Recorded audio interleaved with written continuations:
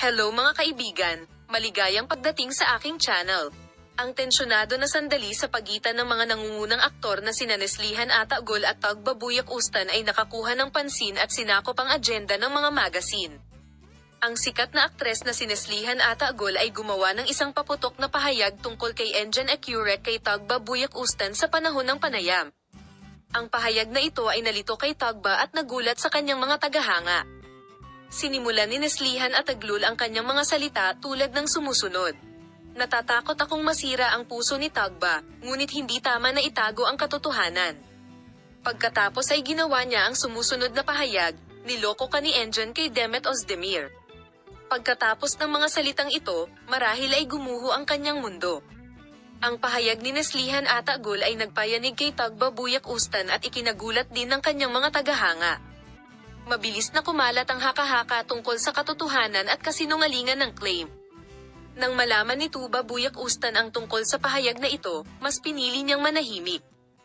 Gayunpaman, ipinaliwanag niya sa kanyang malapit na bilog na nakaramdam siya ng matinding damdamin at nagulat siya nang makita ang kanyang sarili sa ganoong sitwasyon. Sa kabilang banda, walang pahayag mula kay Enjan Ecurek at Demet Ozdemir. Gayunpaman, nagkaroon ng maraming haka-haka at komento tungkol sa claim na ito sa social media. Habang ang ilan ay nag-iisip na ang pag-aangkin na ito ay maaaring totoo, ang ilan ay nag-iisip na ito ay isang bulong-bulungan lamang.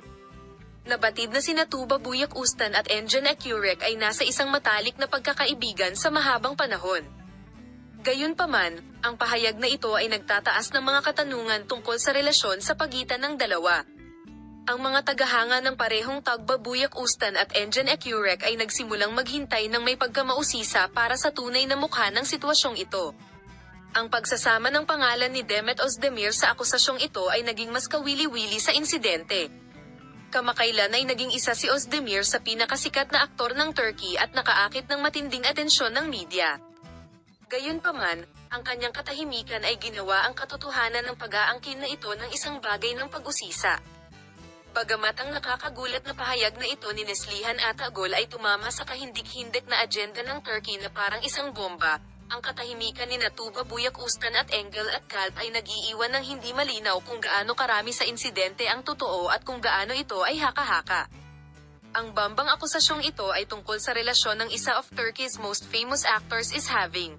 Mukhang nasa tabloid agenda ang krisis at tatalakayin ng matagal. Salamat sa lahat ng nanonood ng video.